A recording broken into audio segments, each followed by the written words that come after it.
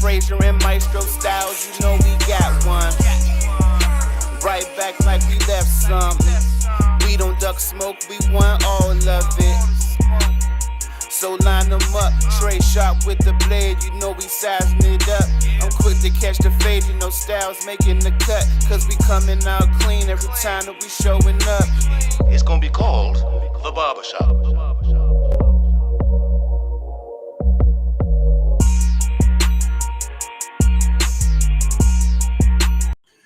Yo, what up, folks? What up? Welcome back. It is a brand new episode of the Barbershop Sports Talk podcast, which you can find us streaming live right now on the Facebook page, also on the YouTube channel.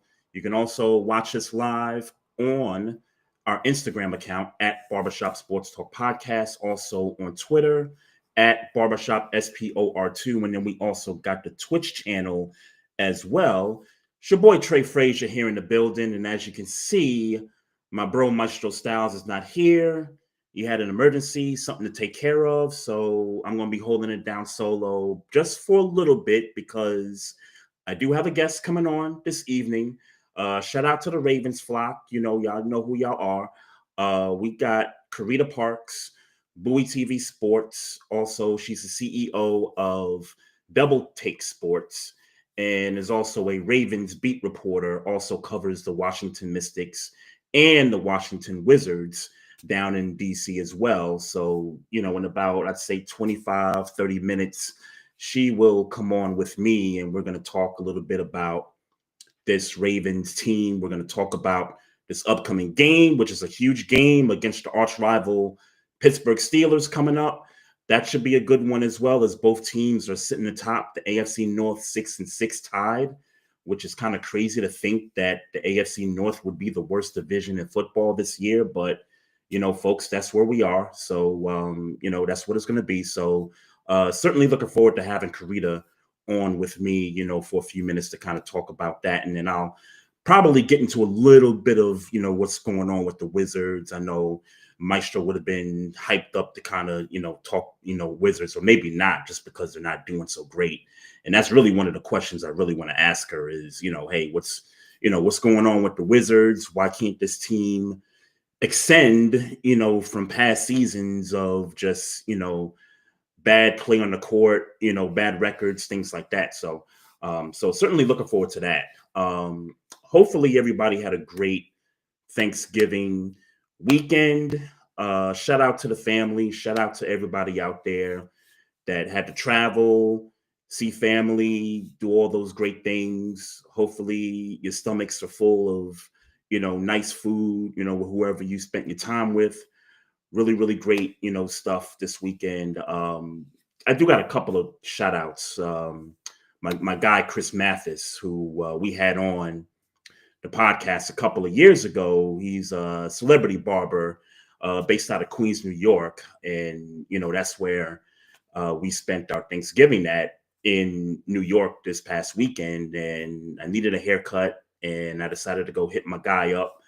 And, you know, we had some good conversations, you know, talked a little bit about, you know, what's going on in the NBA, a little bit of sports and things like that. So, you know, always good to catch up with some folks that, you know, we've had on the podcast and been able to meet them, you know, in person. This is my second time meeting Chris in person. So, so that was dope. Before Carita comes on here, I really want to get into the events of what's been going on in the NFL in terms of, you know, where teams are seated at currently. You know, this is where we passed week 13 now. We're going into week 14. I think there's a few teams that's got bye weeks coming up, and that'll be it for teams that have bye weeks. And now, you know, we're in the month of December, and, you know, for some of these teams, it's going to be playoff, you know, it's going to be go mode. I'll pull up the NFC standings in just a bit here, but me and Maestro didn't do the show last week. So it's been about a couple of weeks since we've been doing the podcast. And so it sucks that he's not here to kind of go over this with me. But, you know, I just got to talk about what's been going on in the crazy NFL this year. It's been, it's been a season to watch for sure, man.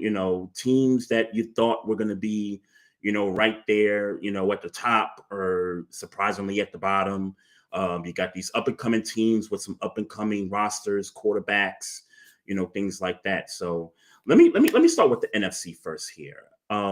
Shout out to the Chicago Bears.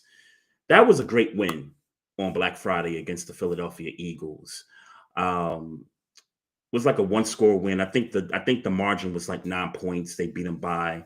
The Bears, they shut some people up. I got to tell you that. Some of their wins were against some low teams early on, but now they've kind of come into their own.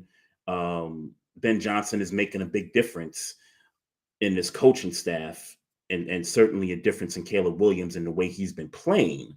And shout out to Caleb Williams too, even though his percentage in terms of, completing passes versus throws is not that great. Caleb has been making the plays when he's had to make them in crunch time.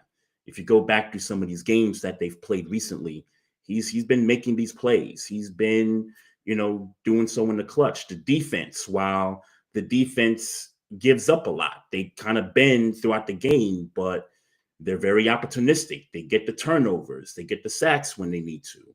And that's one of the reasons why they are 9-3 and why they are currently the number 1 seed going into week 14 in the NFC playoff picture. So shout out to the Chicago Bears, for doing their thing here. And as a result of that, the reason Chicago is the number 1 seed because the LA Rams stubbed their toe in Charlotte over the weekend. And shout out to the Panthers because the Panthers are also in this playoff picture. I'll get to them in a second. But the Rams, which everybody thought was the best team in the league, best team in the conference. Matthew Stafford is having an MVP type season with 32 touchdowns and only 4 interceptions. Flew out to the East Coast for a 1:00 start, and it looked like the Rams were really about to run away with this one. But it seemed like every time the Rams scored, the Panthers and Bryce Young and the crew always had an answer to return back. Was it 3 touchdowns for Bryce Young? A little over 200 yards passing. Rico Dowdle had another good game. Chuba Hubbard had a good game. This kid, Ted McMillan, the rookie wide receiver for them, had a good game. I think he scored a touchdown in this one as well. The Panthers, another defense that can be opportunistic at times, with the turnovers. And they certainly got a fumble off of Matt Stafford in the clutch, a pick 6 by Matt Stafford in favor of the Panthers early on in that game, which I think they took a 14-7 lead in that game. So, good on the Carolina Panthers part for doing that. And it sort of became a fun game back and forth. And the Panthers, which they've kind of done sporadically throughout the season because they've been kind of a roller coaster team. They'll beat the Packers, one week, and then they'll drop one to the lowly Saints.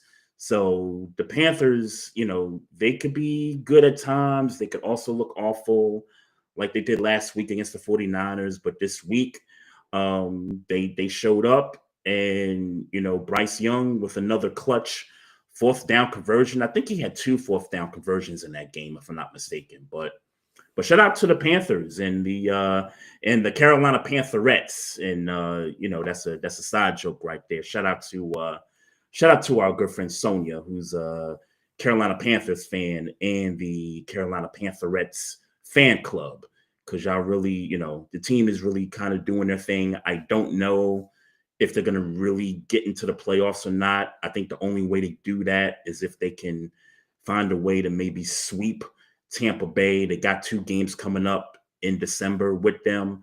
So the schedule kind of sets up perfectly for them, except they got a tough game with the Seahawks coming up. They're on a bye this week, but then they come out the bye. They're at the Saints, which they lost to previously. Then they got the Tampa Bay game, and then they play the Seahawks, and then they play Tampa Bay again. So I think the only way the Panthers get into these playoffs is if they win the NFC South, and that would have to require them potentially sweeping the Tampa Bay Buccaneers, who won against Arizona this weekend. They did, it was a 3-point win. They gutted it out. A win is a win is a win. But Tampa Bay, early on, we thought Baker Mayfield was an MVP candidate. They were 4-1, and then they kind of, dropped some games here and there. They came out to bye a week. They dropped 3 straight against the Rams, Buffalo, and the Patriots. That's probably a brutal 3-game stretch for anybody, with the way those teams are playing right now. But they drew the Cardinals last week, and the Cardinals makes it tough on teams, throughout this year. But Tampa Bay found a way to get that win. They're sitting at 7-5, just a half a game above Carolina, for the top spot in the NFC South, and they currently sit at the number 4 seed right now. Elsewhere, you look throughout these standings, NFC West just looks packed right now with Seattle, being 9-3. You got the 49ers at 9-4 as a number 7 seed. They get a road win against the Browns. And, speaking of the Browns, Myles Garrett, he's going to break this sack record. I think he's at 19 right now. I think he needs 4 to officially break the record of 22.5, tied by TJ Watt and Michael Strahan, for the lead there. But he could certainly break this record within these next 5 games. So shout out to Myles Garrett, even though I don't like the Browns in any way, shape, or form. But, you got to respect the player, when you see him and his Hall of Fame credentials and all that good stuff. But just kind of back to this picture here, Seattle, they beat the Vikings. They actually shut them out. The Vikings, they just look, terrible, and had no idea that they, switched the quarterback. I had no idea JJ McCarthy wasn't going to start this game. They had another kid in there. I forget the guy's name. I think it's Sam somebody, but he had 4 interceptions, wasn't really ready for the moment. Seattle took advantage of that. Sam Darnold didn't really play an excellent game, but he really didn't have to, because the Seahawks defense was kind of doing their thing. I think they scored a pick 6 in this game as well. So Seattle, gets a win, a much needed win over the Vikings. So they sit 9-3. Green Bay, sitting there at 8-3-1 as a number 6 seed in the conference right now. Green Bay, they get their win. They certainly get their win. And who did they play? Oh, Detroit. They played Detroit on Thanksgiving. That's right. Yeah, they outplayed Detroit in every way, shape, or form on Thanksgiving. Shout out to the Packers for getting up for this game with the eyeballs all across the country watching this game on Thanksgiving. And there you have the Lions there, which I think may be one of the surprising things, maybe next to Chicago being the number 1 seed in this conference. You got Detroit sitting there as the number 8 spot in the NFC playoff picture at a record of 7-5 here. Now, Detroit's had some unfortunate things happen to them. So they lose Amon-Ra St. Brown to an injury. So I don't know if he's going to play this coming week. Then you got Sam Laporta, who's on IR. So they're missing 2 of their best receiving weapons in the offense. Then you have the center that initially retired before the season started, decided that he wanted to come out of retirement, had to do all the testing to be able to get back on the roster. And it turns out that they found something wrong with him and he failed the physical. And so now he's ineligible to come back at all this season. So not a lot of great things going for the Lions right now. Next to Dan Campbell doing the play calling, which worked against the Commanders a few weeks ago, but since then hasn't really gotten a feel for the game, just with the 4th down, decisions and, not being able to convert 4th downs and things like that in certain opportunistic moments. The Lions are really in a tough spot here. I mean, they're game and a half out, from that last spot there. The Detroit appears to be in some trouble here. They get the Cowboys this week, which should be a great game. It really should be a great game. Hopefully a shootout. I think whoever has the ball last is most likely going to win that game. And then I'll touch on Dallas here for a minute here. So 6-5-1. I think everybody knows the story with Dallas. They make the trades before the deadline. Quinnen Williams, Logan Wilson comes over. They get Overshawn back off of injury. They get a couple of other guys on defense back from injury. And now all of a sudden, they beat the Raiders. They beat the Eagles a couple weeks ago, and then they beat the Kansas City Chiefs on Thanksgiving. And I got to tell you, if they can get by Detroit, I think they're going to run the table. I think they're going to run the table to get to 11-5-6. And it's just going to be a matter of if that's going to be enough to get one of these wild card spots. I mean, hell, they're still in the running for the NFC East. I mean, with the way the Eagles are, looking right now, the Eagles look like they have the 2023 stench on them right now. So Dallas is in a really good spot right now. Defense is revamped. They look good. I know Kansas City, scored 4 touchdowns on them, but there was about a couple of quarters, I think from the second quarter to the third quarter, I think they kept Kansas City scoreless throughout the entirety of those 2 quarters. So you certainly see improvement in the defensive side of the ball for Dallas. And offensively, you know what they're going to do. They can run the ball with Williams. They got arguably the best wide receiver core in George Pickens and CeeDee Lamb. And Dak Prescott is having another MVP type season right now. I don't know if he's going to win the award, but he's certainly balling right now with this team. And they look like a completely different team right now, sitting at 6-5-1 with all the injuries, with all the early losses to some teams that they probably had no business losing to. The Cardinals, the Panthers, I believe that was another L on their resume. Now they're a completely different team. And as I said before, they can find a way to beat the Lions in Detroit. Their schedule sets up great. They got the Vikings, Chargers, look a little iffy. They're at the Commanders and they're at the Giants to close out. The only one thing I would caution Cowboys fans is that sometimes the Cowboys, they have a hiccup every now and then. And right now, I don't think they can afford to have a hiccup. I think right now they just need to play some sound football. I think if they just, stick to their game plans on offense and defense, I think the Cowboys, they can legitimately get to 11-5-1 and potentially qualify for one of these playoff spots. So there you have it with with the NFC playoff standings right there. You got some really, really great matchups coming up this weekend. I think there's about 6 matchups between winning teams right now that's really going to kind of, potentially shake up this playoff picture again after week 14 is done. So here's the AFC. This is my conference here as a Ravens fan. And just to kind of start with them, and hopefully we get Carita on here in just a few minutes here. 6-6 on top of the AFC North.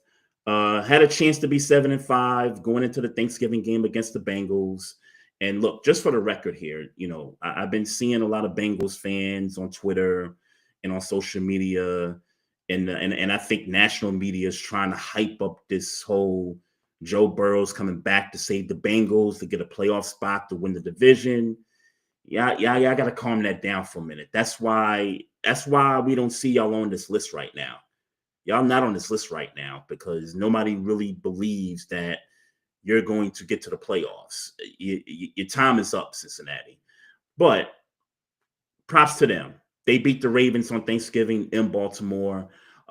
Beat them pretty soundly. Early on, it looked like the Ravens were going to have their way. And then, after the first drive, the Ravens, they do Raven things. They just throw game plans out the window. They zig when they should be zagging. They just do the craziest things during these games against teams that they should beat.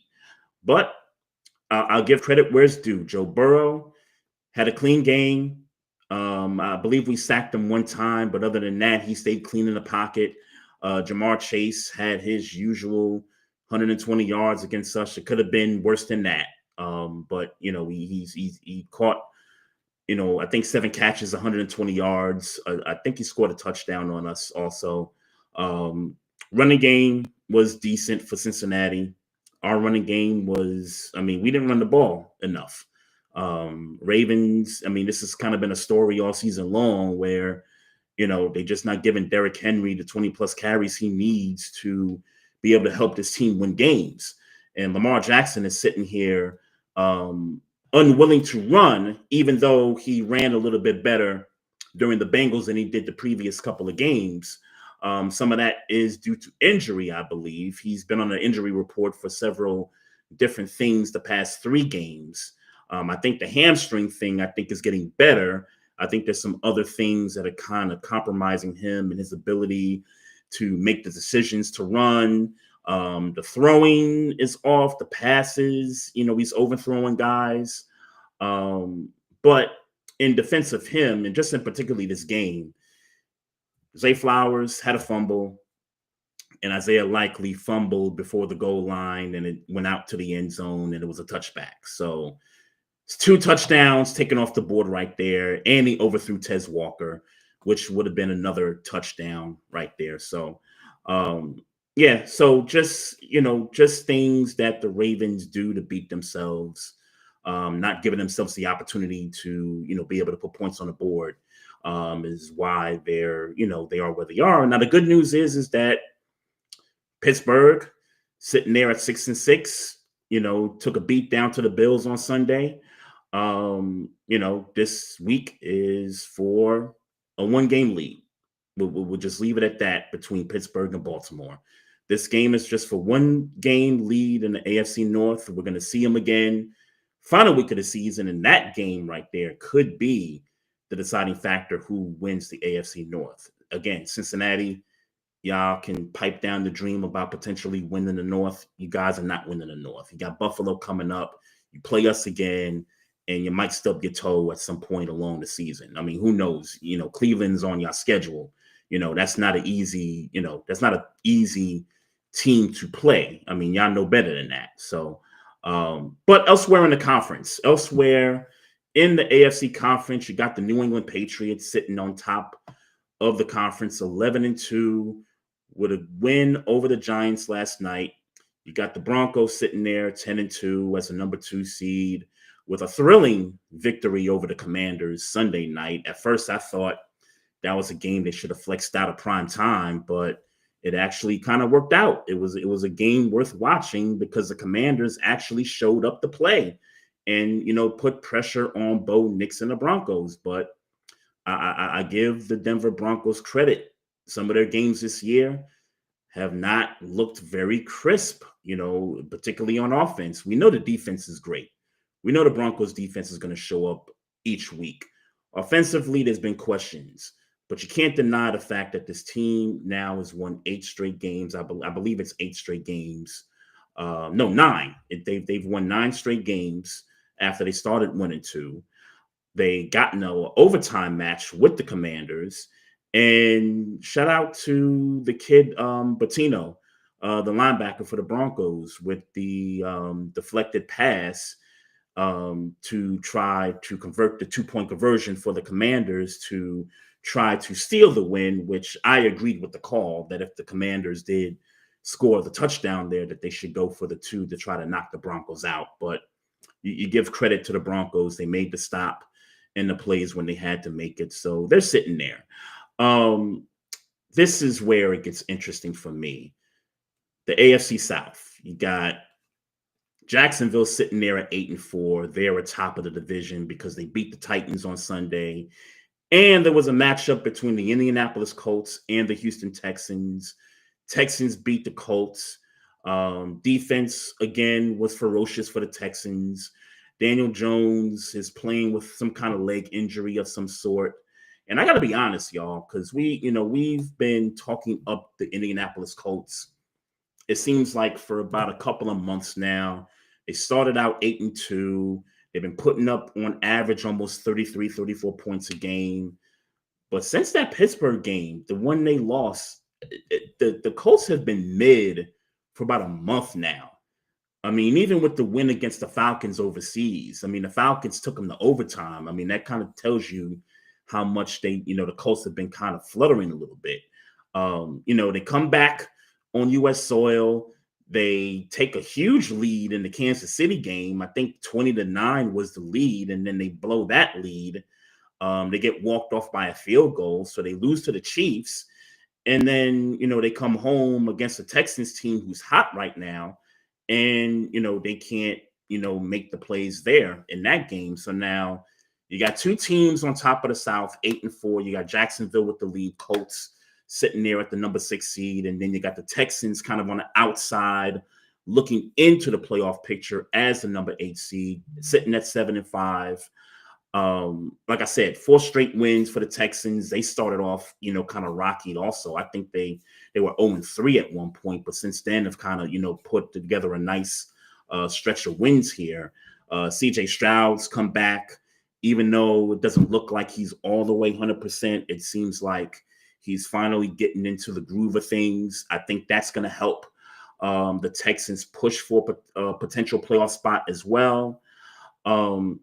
I got to tell you, this coming game against the Kansas City Chiefs, one of those 6 games I talked about earlier on the docket for this weekend is going to be a really, really great game here.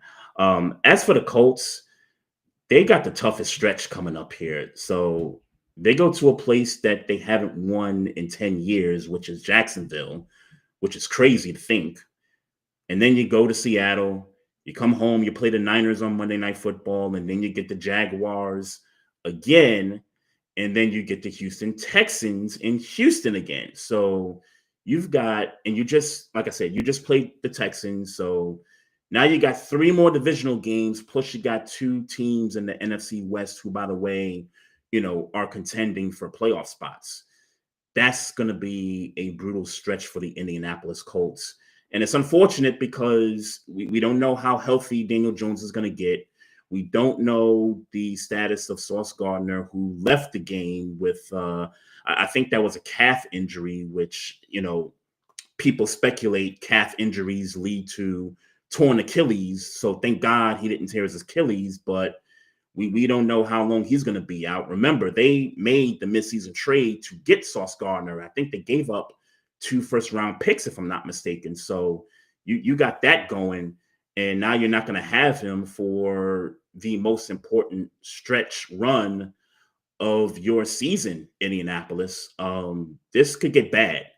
This really, really could get bad if they can't find a way to get back the magic they had the first couple of months of the season where they were 8-2. It's not looking good here.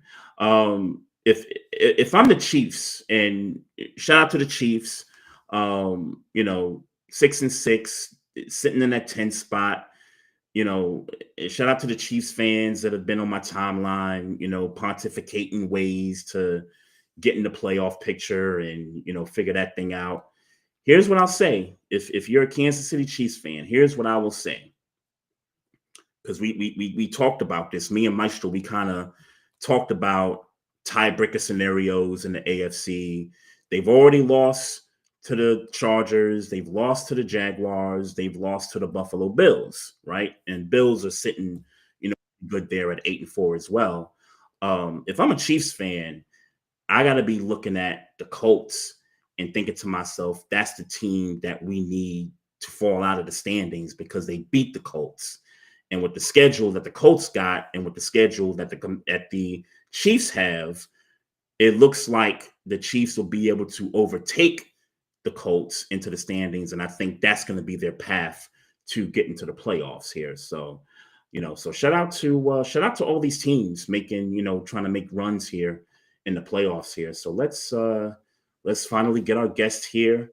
You know her as Carita Parks, CEO of Double Take Sports, also Bowie TV Sports contributor, and a beat reporter for the Baltimore Ravens, the Washington Wizards, and the Washington Mystics.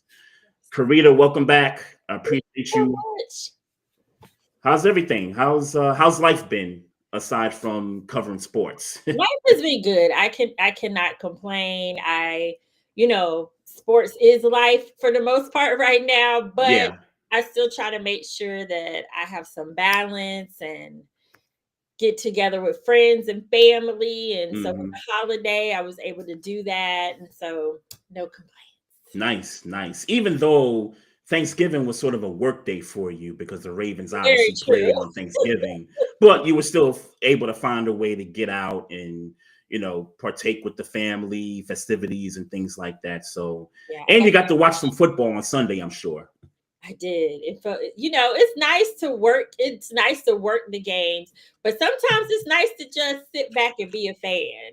And Sundays, I'm usually working, so I don't get to see too many of the Sunday games, just highlights. So it was nice to catch up on some games and see what's going on across the league. Yeah, I just did I just did kind of a run through of both conferences, and a lot of interesting stories, a lot of interesting teams that have put themselves in position to make the playoffs, a chance at a championship, and things like that. But quickly, I'll ask you before we get to the Ravens. Sunday's results. What stood out to you from some of the other teams? Sunday's results. I think that from what I can remember, well, I guess this wasn't from Sunday. This is probably was like Thanksgiving. more fresh in my mind. Mhm. Let me tell you, on Thanksgiving, I didn't even watch any games because I was getting ready You for was getting ready for the Ravens game. That's right. the That's right. Lakers game. But Sunday, I'm trying to remember. Well, the Steelers lost, so I think that was a big deal. Always a great thing. Big deal. I can't remember. Did the Bengals win or lose? Or were they on a? I don't remember. We played the Bengals on Thanksgiving. Oh yeah, sorry. See, that's what. See. It's the work. It's the work It's life too much going balance. on. I was at the Wizards last night, so asking me what happened on Sunday is like I cannot. But I will say this: Mhm. so the Broncos skated by the Commanders, but I think that people know the Broncos are rolling. But I just Mhm. kind of feel like because they're not a team that we're seeing a lot on like national games, Mhm. that like they're really pretty good. So they're definitely a team to watch. Yeah. Um, I think the Colts are interesting. It'll be interesting because they were going. I think I came in when you talking about the Colts, but Yeah. they were at the top of they're at the top of the division, but Yeah. they're kind of plateauing a little bit. So it'll just be interesting to see. They've been mid for about a month. Yeah. Yeah. So, but but you see them starting to kind of lose games now. When at one Yeah. point they were just winning. The Panthers beating. Okay, it's coming back to me. The Okay. All Panthers right. beating the Rams. I think that was a big deal. Just Yeah. Huge deal. right, very huge deal because I don't think many people gave the Panthers a chance to win that game. I mean, the odds were stacked against them, but Oh, they for sure. confidently won that game, caused some turnovers. So to me, that was a surprise. I'm trying to think if there was anything else. I think those were actually the games I was able to watch was the Panthers because Yeah. I could only see so many. I watched that one, and then I I watched the Steelers game. I think another interesting result from, just this weekend's games was Chicago going into Philadelphia and Oh yeah, dominating that game. I mean, the score probably wasn't indicative of how, badly the Eagles were dominated, but Chicago went in there and they put on a running game clinic on them. I think it was over 200 plus yards on the ground for them. And the Eagles just look all out of sorts offensively. This feels like a couple of years ago with what the Eagles are going through right now. it's been a very bizarre season in general. I feel like you came into the season probably predicting the same teams would be in the Super Bowl. I mean, you can never count the Chiefs out, but they're not looking like the Chiefs that will bounce back, but never say never. Yeah. And nobody definitely thought that their record would be what it is right now. Like you just mentioned with the Eagles have been kind of up and down this season. Mm-hmm. The Bears, they've been interesting because they lost against the Ravens, but ever since that game, they've been on the up Yeah. trajectory. So Yeah. they're 9-1. 9-1 in their last 10, and the one loss was to the Ravens. yeah. And then the Patriots too. I mean, we haven't talked about them, but they are doing well. Yeah. Very well. They look good. The quarterback looks pretty good. I wasn't buying him as an MVP candidate earlier, but I look at the numbers and I look at him play, and it's like, okay, yeah, I think we kind of got to put you in the conversation. I don't know that I would put him over a Matt Stafford right now, because I think Matt Stafford, even with the game he had against Carolina with the 2 turnovers, I still think he's the front runner for league MVP right now. Yeah, we'll see. I'm kind of just like, I don't know if I'm feeling anybody like that right now for MVP. So that will be interesting this year because Lamar's not having his best season, so you don't hear his name coming up as much. Right. I don't think from what Mahomes, you don't hear Mahomes' name coming up. I'm not even hearing Josh Allen a lot at this point. Mm-hmm. So yeah, that MVP conversation when it heats up, which it will in January, that's going to be very interesting. Oh yeah, for sure. I think Jonathan Taylor has kind of dropped out of that race, given the Colts have been mid for about a month. They've lost 3 of their last 4 games. I think Jackson Smith and Jigba with the Seahawks, because I've had him as a top 3 candidate, but I think his numbers have kind of slid a little bit despite them winning. Okay. But his numbers are kind of, they've slid a little bit, but he's still like the leader in receiving yards by a lot. He's been balling. For sure. You know who hasn't been balling is these Ravens. So here's my thing. Because in the past, under this regime, under the Harbaugh regime in the past, they've made the necessary adjustments in the offensive line. If you go back to the Super Bowl year when they had Bryant McKinney, they took him, they started him at left tackle. I believe it was left tackle that year, and then they slid somebody, down to the guard spot, and they went on that run to win the Super Bowl. I'm just trying to understand, Carita, what is it with number 77? Daniel Falele. He's been a very hot topic around town. I'm looking at the snaps count from last week. He's played 100% of the snaps, and it's the one guy on that sheet that it seems like the entire metro area has a problem with because of the play. I mean, we watch these games and we see he's not getting his blocks. His technique is a little bit off. He gets pushed around, and look, it's not just him. I think the guard play as a whole has been kind of off, this year. It's just not been good. What is the solution here? Because, and yes, I've heard the coach say something about they want to run the ball and all this stuff, but it's like, okay, I don't want to hear you say it, man. I want y'all to do it. I want y'all to do it. Like, give Henry 20 plus carries.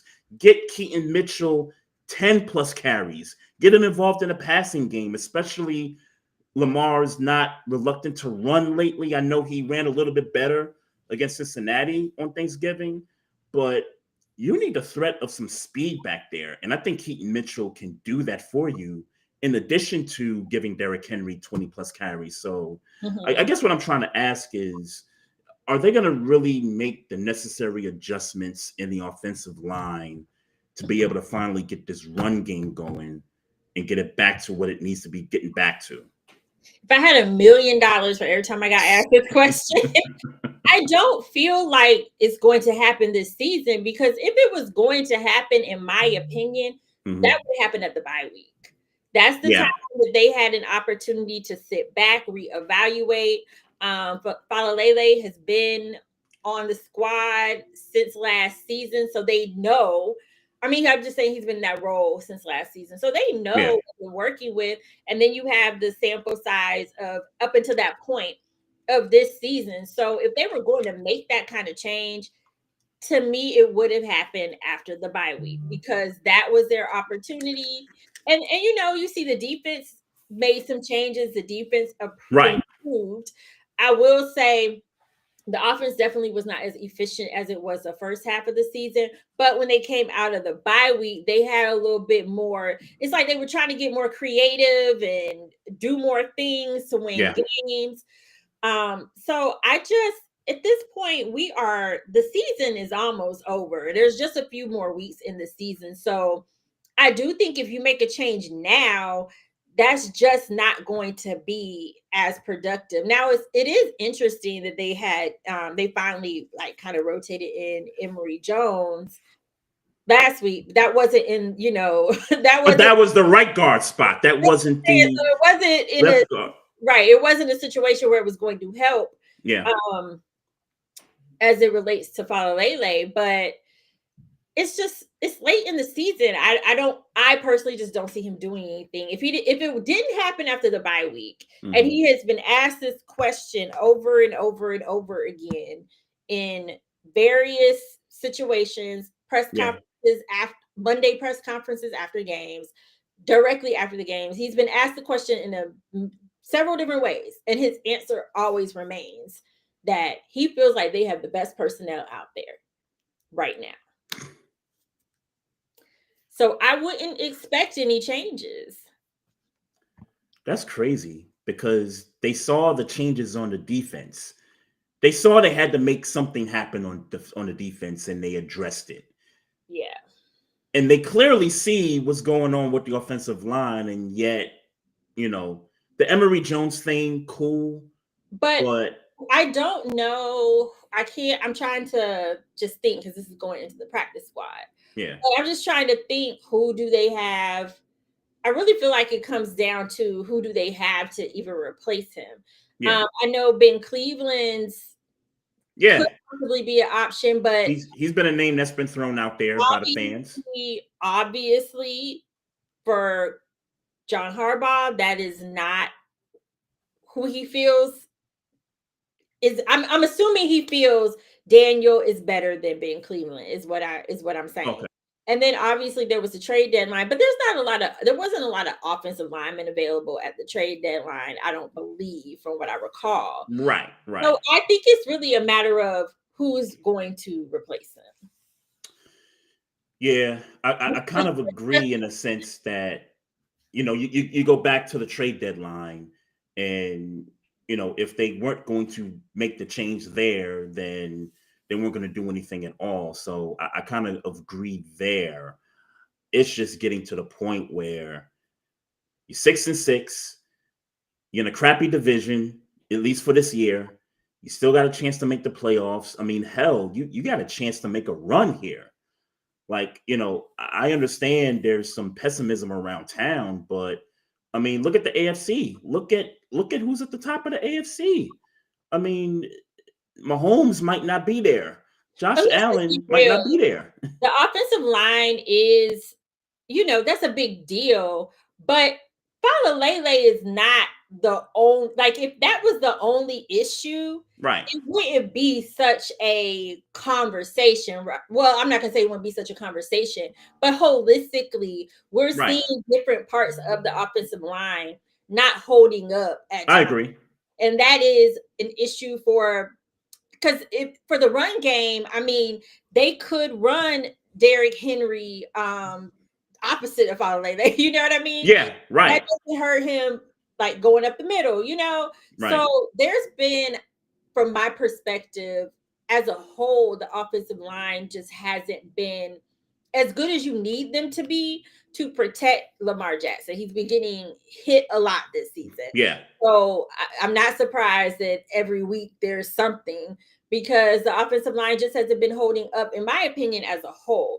So it's easy to focus on Falalele, but he's not the only problem. Yeah, and I think it's easy because we know what Ronnie Stanley can do. We've seen the history of what he can do. Yeah, and We, I'm we've not right. I'm we've not seen the in, history yeah. of the other guys. We've known what some of the other guys can do, maybe with the exception of Voorhees, but for the most part, the other parts of the offensive line, we've seen them excel better than what they've done, this year. And I But think it's a domino effect too. if they were excelling this year, Mhm. and Falele was the only weak point, I get it. Yeah, But at any given point this season, someone along the offensive line has not played well. And you're right. When it comes to Ronnie Stanley, we know what Ronnie Stanley can do. yeah, And I don't think he's even been one of the bigger issues. But across that line, any given game, there are guys who are just not stepping up. Like you talk to them after the game, yeah, and they know that. So this particular season, I just feel like because of his performance, like you said, because of Falalele's performance consistently, yeah. easy to say if they made a change there, that would change everything. But I don't believe it would, at least not this season. I think he'll have some form of a domino effect, some form of it, but I do agree with you partially that there are other issues on this offense in general. I think the play calling has been suspect. I think Lamar, and I talked about this earlier, he's been on the injury report for three different things the past three games, other than his hamstring.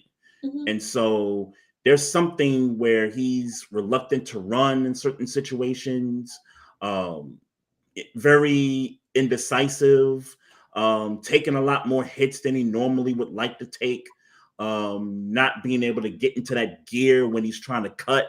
Like, I mean, there's a lot of things to this offense that raise some red flags. I just feel like the offensive line, I think, can solve some of it, particularly in the red zone where they have not been great this year Mhm. in the red zone. First and goal, it's Derrick Henry up the middle for no gain, and then we just kind of go away from that, second down and third down, and sometimes fourth down. Yeah, no, I don't disagree. I mean, I don't disagree, but like I said, you know, it's the offensive line in different spots. Like even Hmm. in the red zone, it's not that one. It's not just Daniel's assignment. Yeah, Now he is more prone to miss some things, but like we've kind of seen it. We've seen different guys drop the ball on that offensive line, and I'm not putting blame on anyone. It's just holistically, I'm looking at the big picture, yeah, and that one fix is not going to fix the problems along the offensive line. And those problems, like you said, they're showing up particularly in the red zone. yeah. How much trouble do you think this coaching staff is in, regardless of how this season ends? Regardless of how this season ends. Oh gosh. Well, just knowing Harbaugh, he seems to be, or the 3 years that I've known of him, he Yeah, seems to like kind of stick beside his people. So if this season ends with them going to the playoffs, in any capacity, I'm not sure we'll see a lot of coaching change. Probably not the coaching changes you're thinking of, like offensive coordinator, defensive coordinator, like the big positions. Because like last year, they got a new linebacker coach. Like yeah. some of the position coaches changed, but um, Hmm. I think if they go to the playoffs, I'm not sure that I would expect too many changes. If they don't make it to the playoffs, I feel like it's gonna be one of those situations where somebody has to take the fall. I don't know who will take the fall, Hmm. but I feel like it could possibly be a situation where someone's going to take the fall. Now I Yeah. know fans are like, get rid of Harbaugh, blah blah blah. Mm. I don't know that. I don't think I see that happening. Yeah. His contract is 3 years. I think that we will see him finish that 3-year contract. I could be wrong. It's the NFL. Anything happens. Yep. But I just don't think that Ravens leadership, the owner, I don't think they're ready to part ways with Harbaugh. And like I said, he has 2 years left on his contract. So Yeah, I think the contractual thing means nothing to me because I it just means watch nothing my to you, but I think it means something to sure. Ravens, like leadership. Sure. No, I get it. I get it. I look, I'm a Knicks fan and they extended Thibodeau a season ago. And then after us, dropping to the Pacers in the playoffs, they got rid of him after an extension. So, like you said, anything is possible. I know it's a different sport, different management and all that stuff. I know the Ravens do things differently. Yeah. But I remember Billick when Billick was the coach years ago, coming off that Steve McNair year in 2006, I think that was. They gave Billick an extension.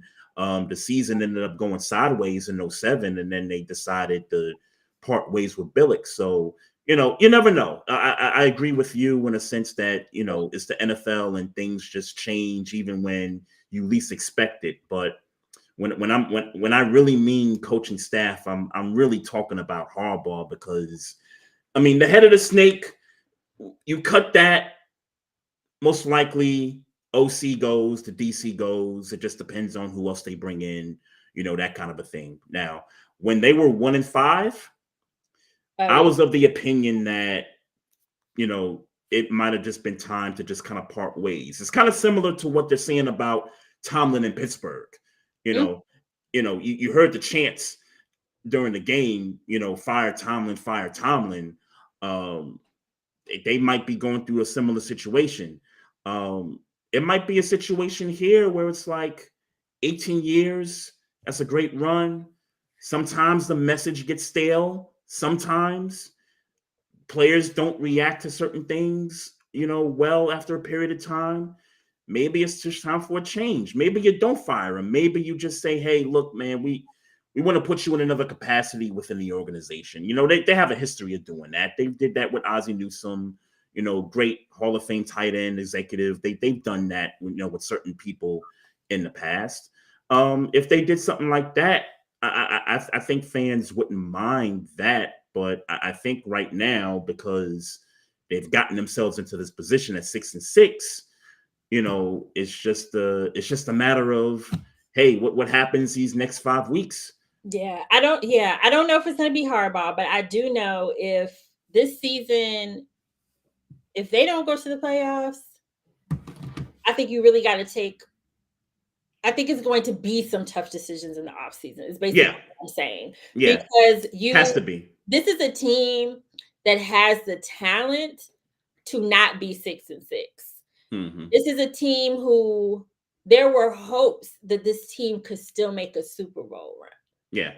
And for them, even starting off 1-5,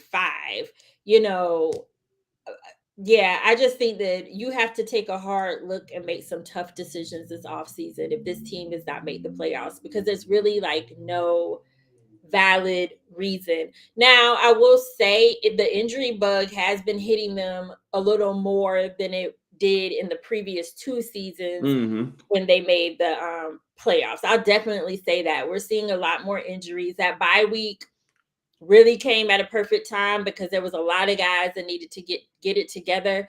But we're starting to see even now, like everybody was healthy, but now we're starting to see a lot of guys pop back up on the injury report. Like Kyle Hamilton's been dealing with a groin injury, really. He hasn't been on the injury report every single time, but he's been on there more than once for that groin. And then like a shoulder, and he's been getting in and out of games. So Yep. there is a lot going on the injury front, but I still think they should have had enough to not be in a position where they're kind of fighting to stay relevant at Yeah. this point. Right. I would transition and ask you about the Wizards. You But can. since I have a but few extra minutes. Well, my partner in crime, Maestro, who is the resident Wizards fan, Oh, uh, yeah. Okay. yeah, he's not here. I'm sure he would enjoy your commentary of why the Wizards are struggling again. To start off this season, I know there was some changes in the roster, in the staff, and I thought, even as, somebody that, doesn't follow, the team as much as Maestro does, but, still pay attention every now and then, you kind of think, okay, maybe this team can improve in some way. Maybe they're not a playoff team, but maybe they could win, 30 something games, 32, 33 games. But now they're on pace to be worst team in the league. Like what's going on with the Wizards? Why can't they seem to get this thing right? Now, this is a situation where coaching could be more of a factor. And I don't think it has anything to do with like, what we were just talking about, the message getting stale or anything like that. Mm-hmm. But it just doesn't feel like enough is being done to move these players along.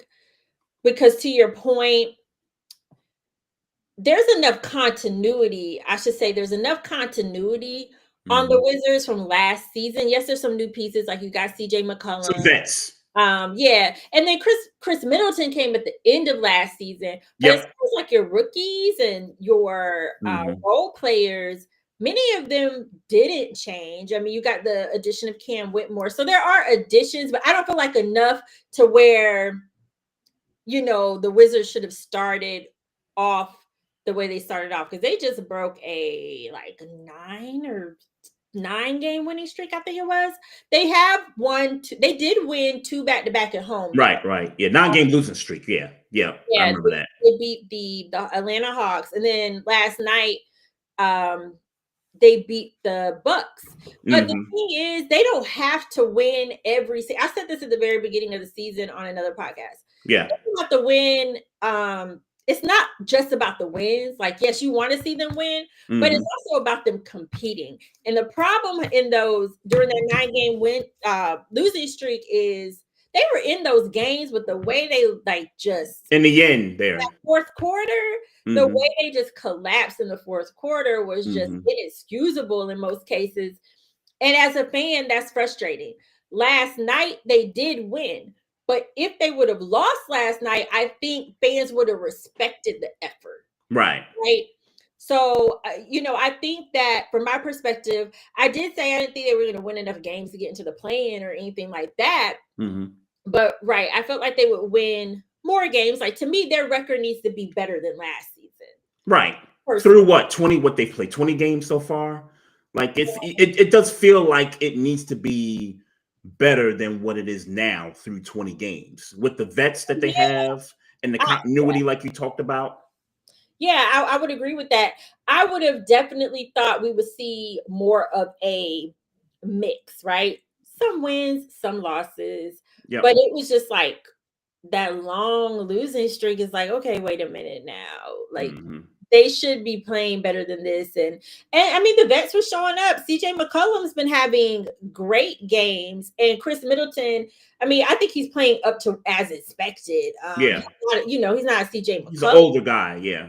Right. And then there were like Bilal Coulibaly. He was injured. What's up with Bub Carrington? Why is he not getting enough playing time now? What's going on with him? Yeah, I'm still kind of trying to.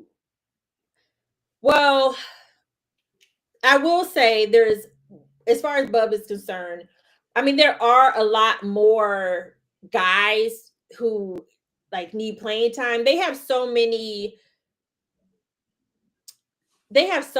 guys on that roster. And I think that this is a situation where they're just trying to kind of still figure out what their rotation is, who their key guys are going to be. So I think that's factoring into his minutes. Like last season, there were injuries that also got Bub more minutes. But I know he was struggling a little bit. He's starting to find his way, but it's been a little up and down for the Wizards. I am hoping they won 2 in a row. Yeah. I'm hoping that they can start finding ways to grind it out now. Right. Yeah. Hopefully it's a momentum, switch for them. Exactly. Get 2 in a row. The first 2-game win streak, I think, this year for them. So yeah. Because it was they were one in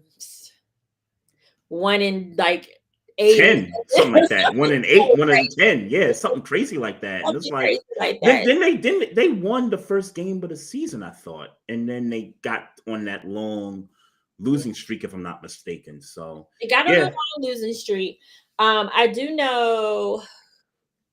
I'm trying to remember who they played that game, but anyway, before they broke the losing streak, they had a bad loss, like a really bad loss. hmm And talking to the players, they said they had a players only meeting and really just was like trying to, basically get down to the nitty gritty. yeah, And I do feel like it wasn't definitely not the next game after that, but I definitely feel like since that players only meeting, yep, they've been better. Um, okay, they've okay, been better. Now, how long that'll last is a long season. yeah, So how long yeah, it'll last, I don't know. But the Wizards, like I said, they're going to. I expect them to have a better record than they had last season, and at this point, I don't know if that's going to we happen. don't Just know. Yeah, it's don't not know. looking good. To me, if they don't have a better record than last season, then that's going to be a little disappointing because it's a rebuild, but you have to give fans something to hang their hat on, Right, you know? right. Even if it's effort, like, and I'm not saying the Wizards don't have effort. I haven't They watched too many of their have effort. games. Yeah, they have effort, but like I said, I think just the way they were collapsing in the fourth quarter kind of, you know, overshadowed the effort hmm because it's like, what just happened? Yeah. I play fantasy basketball at times, and there's some players on the Wizards, like if I'm playing like a six-man lineup during a matchup with the Wizards, I like to pick guys like Alex Sarr. He's been like a Yeah, consistent player. Bub in the beginning, who I thought was going to be consistent, hasn't been lately, but yeah, I've noticed some of their scores. I've paid attention to some of their like in-game, scoring and stuff. And I've noticed, like you said, they've had some leads late in the fourth, and they've blown a bunch of games in the fourth quarter like that. in So, the fourth so yeah, that's quarter. that's pretty interesting. During that 9-game streak, it was mostly forced. Like there were not many games where they were getting blown out throughout the game. It Yeah, was like that fourth quarter would come, they'd be right in there, and sometimes they might have a lead, and then next thing you know, it's just done. And that was one of the things in talking to CJ McCollum before they broke the losing streak. That was one of the points he made is hmm learning how to keep those leads and finish yep, the game. yeah. I think CJ is a really good vet for them, and Chris Middleton too. He's got championship experience, so.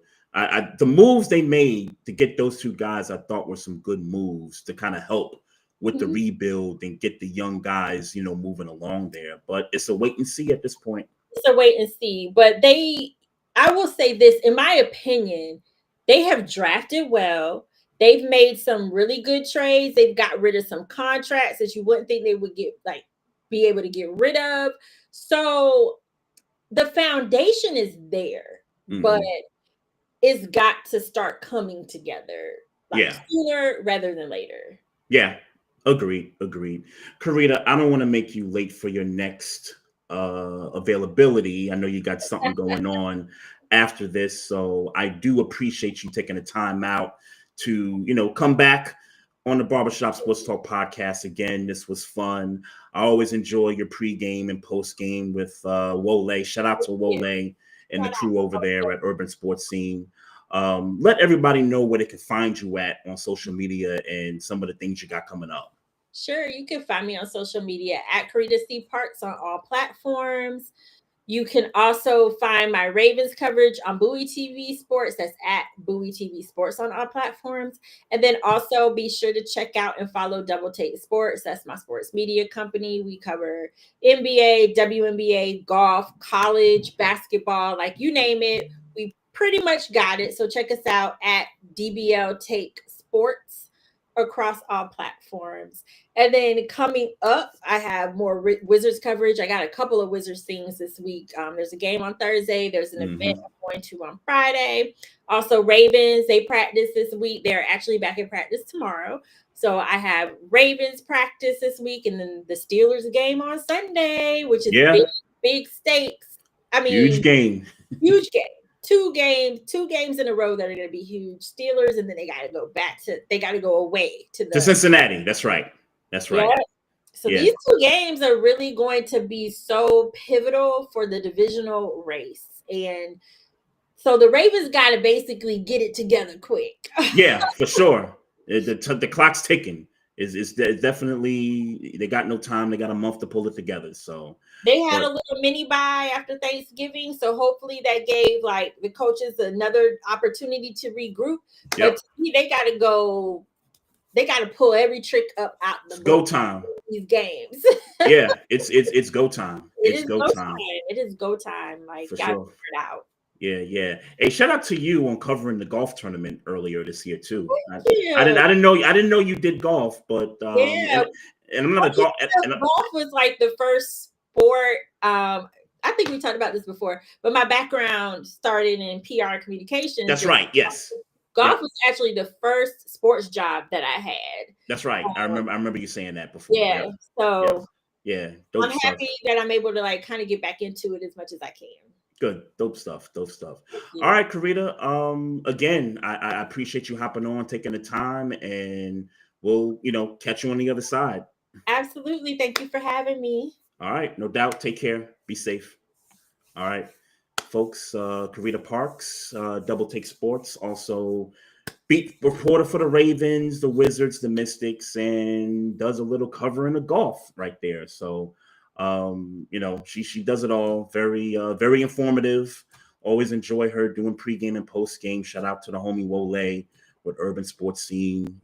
I'd always check them out, after every game, before every game. So, good stuff by her.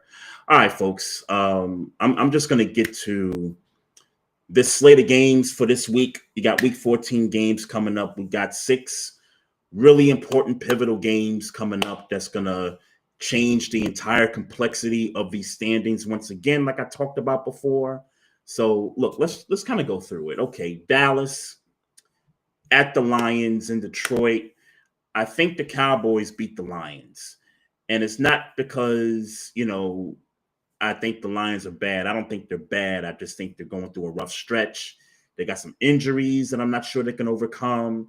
And they got a hot Cowboys team coming in, beating the Super Bowl champs and beating the runner-up to the Super Bowl in back-to-back weeks. I'm going to pick the Cowboys to beat the Lions in this one, and that'll put the Cowboys at 7-5-1, I believe. So you got that. Then you got Seattle going to the Falcons. Seattle, this is a game that they absolutely should win. Kirk Cousins is not, performed all that great in terms of filling in for Michael Penix, who is on injured reserve. I picked the Seahawks to win that game. Steelers, Ravens, like me and Carita talked about earlier, this is a big game for the AFC North to take a 1-game lead in this division. Y'all know who I'm going with, y'all. I didn't wear the knit hat. I didn't rock the shirt for nothing, y'all. Like, y'all know who I'm going with. Going with the home team. Going with the team in purple right there. Baltimore Ravens get to 7-6. Drop Pittsburgh to 6-7.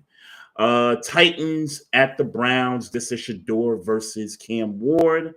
I think the Browns are going to, put some will on this team. It's in Cleveland. The defense seems to play better when they're at home. Myles Garrett potentially could break this record with 4 sacks. Cam Ward has definitely taken a lot of sacks this season. So I will pick the Browns to beat the Titans, even though they are the enemy. But I think it's clear. Shador, I think, will get a second win of the season there.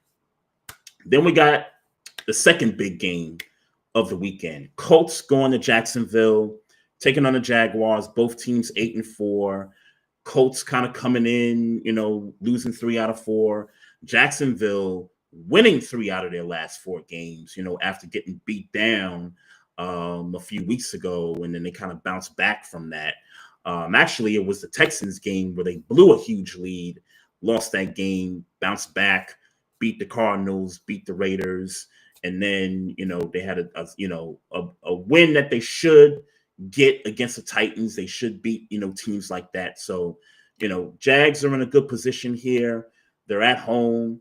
They beat this team 10 times in a row, I think. So I will take the Jaguars. They're riding hot right now. They're at home. The Colts still searching for answers right now, even with a partially depleted roster there. Then you got the Commanders at the Vikings. I will take the Commanders on the road. Vikings, they got some questions to answer. Hey, free Justin Jefferson, free him, because he's pissed off. He's totally over it. He's over the season at this point. Get that man up out of Minnesota. Dolphins, Jets. I will take the Dolphins on the road. Dolphins have kind of had a little hot streak going also. They seem to be in people's playoff hunt pictures and things like that. I know they're 4-7, but nobody really believes the Dolphins like that. But they'll get a win right here in New Jersey against the Jets. Bucks hosting the Saints. Give me Tampa Bay over the Saints. Bills hosting the Bengals. Hey, Bills. Josh Allen and the crew, I got to shout you out. Y'all took care of business for us. Y'all did us a solid in Pittsburgh. I need you to do me another solid here. Beat the Bengals. Shut these Bengal fans up. Kill their dreams of ever making a postseason run with a healthy Joe Burrow. Do your thing. You're on a playoff run. You're 8-4. You got, some good momentum going to you. I think the Bills get it done right there. Broncos will beat the Raiders. The Raiders are terrible. No need to discuss there. Another big game. We got Bears in Green Bay taking on the Packers. This will be for first place in not just the NFC North. It'll be in the NFC period. With Green Bay sitting at 8-3-1, the Bears 9-3. Look, I think both these teams are some good teams eventually, but I think this matchup is too good for one team to just sweep the other team. So I'm just going to pick the home team in this one. I'm going to pick the Green Bay Packers to win this game and have them take over first place in the NFC North. And then you got the Rams in Arizona taking on the Cardinals. I think the Rams win that game. Then you get Sunday Night Football. This is a big game here. Chiefs hosting the Texans. Last time the Texans was in Kansas City was a playoff game where, the defense was kind of getting after it, had a few penalties called on them, some things not go their way. Kansas City ends up, beating the Texans in the playoffs.